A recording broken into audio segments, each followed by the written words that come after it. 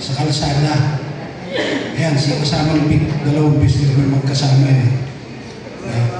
Alam nyo, kasi nailatag na dito kanina yung sitwasyon ng ating bansa. Napakaliwanag. Alam na natin po lahat yun eh. Ang liwaliwanag nung sinabi yung kasamang kanina, yung mga nagsalita rito. Alam naman natin, di ba, na ang kailangan natin ay pagkakaisa. Napakaraming rallies na eh. Iwa-hiwalay. Kami naman sa labor sector, yung grupo namin, sapagkat historically, kaming mga nasa manggagawa, iba-ibang grupo rin po yan. Gusto ko lang ipaliwanag, kaya binanggit kanina ni Kasamang Placido, Labor Power Movement, binuo namin ito sa panahon ng kampanya ni PRRD. Maraming labor sector. Kami lang yung grupo na sumuporta sa kanya. Alam naman natin eh, yung ibang grupo katulad na nangyayari ngayon, diba? Yung iba pumapanig doon na kung sino may pera. Historically ganun po yan. Hanggang ngayon, makikita nyo, diba? Marami yan mga grupo-grupo na mga union, pero nasaan sila ngayon? Consistently na doon sa kabila. Yung iba dyan mga kasamahan ko, nandito po ako since 1980, kasama ko yung mga KMU, nandiyan ako nanggaling for 22 years. 22 years. Diba? Banggitin na natin, nandiyan yung laging establishment union, yung trade union Congress of the Philippines. Ngayon, dito sa atin, maliwanag naman, sinabi nga ni Kasamang kanina, no? Ilan ba ang labor sector? Diba? Sa pagkakaalam ko, more than 35 million ang mga wage earners. So, napakalaking sektor po sa ating lipunan. Kung matatandaan natin, consistently during the time of martial law, labor ang nangunguna sa kalsada para labanan yung mga patakaran, pang-aapi ng administrasyon ni Marcos. Pero in reality, nakatulong lang po yan. Tama ang sinabi ni Kasamang kanina. Itong administrasyon na to,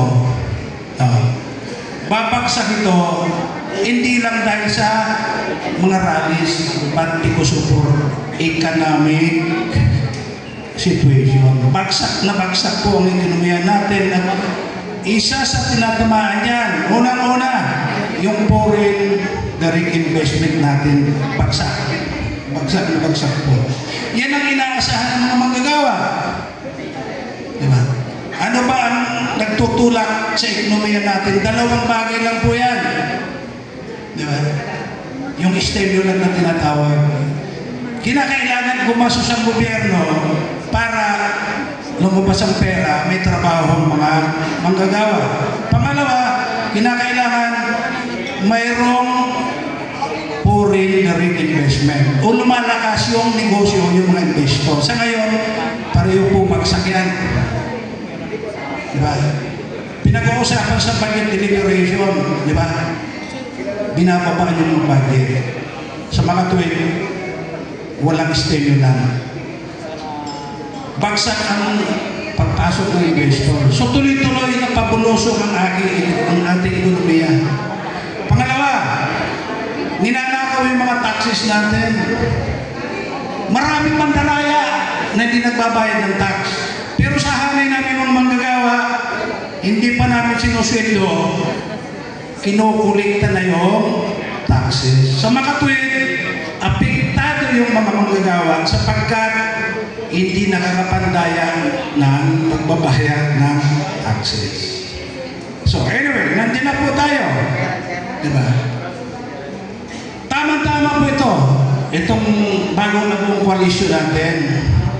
Kanina, si kasamang part dito, kung matatanda ko, noong August, September 21, kaya muntik na kami, kasama namin si Atty. Topacio Ron nasa Liwasan Bonifacio. Nung parating na kami, yung grupo ko, hindi naman sa pagyayabang, pinakamalaking organized group. Biglang sumirgaw si Placido, tsaka si Park Ata. Oh, lusubin na natin ang Malacanang! Mabuti na lang di kami nasama doon sa gulo. Dito kami sa kabila.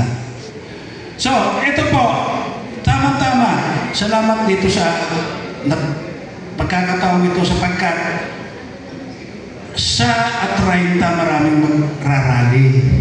Merong sa Lunita, merong ata sa People's Power. Pero, what are the in common? Diba? Pareho sila hindi nananawagan ng Marcos resign. Di ba ba? Ang tanong nga namin sa hain magagawa, bakit ka nagrarally? May corruption daw. Talamak ang corruption. Mayroon mang corruption na walang corrupt. Diba? Kaya, kinakailangan po, may suggestion kami, di ba? Etong rally sa 30, pamumunuan po ito. And anyway, kami naman nasa ilalim ng MAISO. Ngayon, may bagong koalisyon. Sponsor namin ito bilang labor group, labor power movement. At nakahanda na kami, nasa Liwasan Bonifacio tayo. At sinasabi namin noon pa, ang panawagan natin ay Marcos resign. Para hindi tayo maligaw. Huwag mo tayo maligaw. Isa na, kinakailangan. By this time, klaro na po ang direksyon natin. Huwag tayong paligo-ligo. Klaro. Matindi ang korupsyon, ang solusyon. Dahil ang korupsyon na gagaling sa Malacanang, dapat bumaba na si BBM.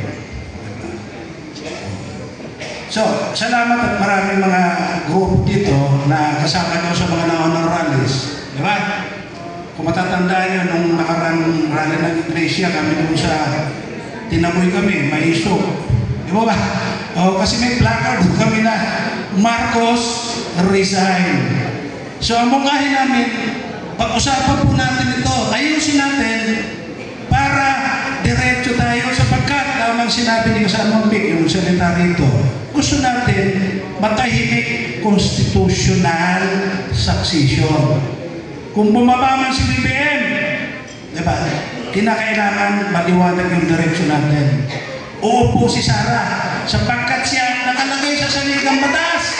Walang iba. Mga kasama. Huwag tayo, huwag tayo paligoy-ligoy. Maliligaw po tayo. Sapagkat may mga grupo, alam naman natin yan, na gusto bumaba si BBM, pero hindi naman si Sara ang gustong ipalit. Maliwanag na labag sa saligang batas natin. Binanggit din kanina. Kaninong saligang batas ko ito? Itong saligang batas na ito ay bunga ito sa panahon na nandyan yung mga totoong dilawan, panahon ni Cory.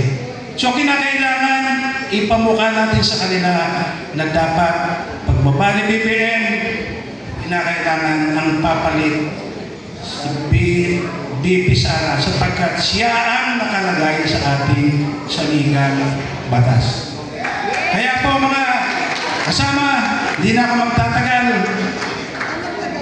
Iniimbita na ako ngayon. Diba? Sana lumaki po ito.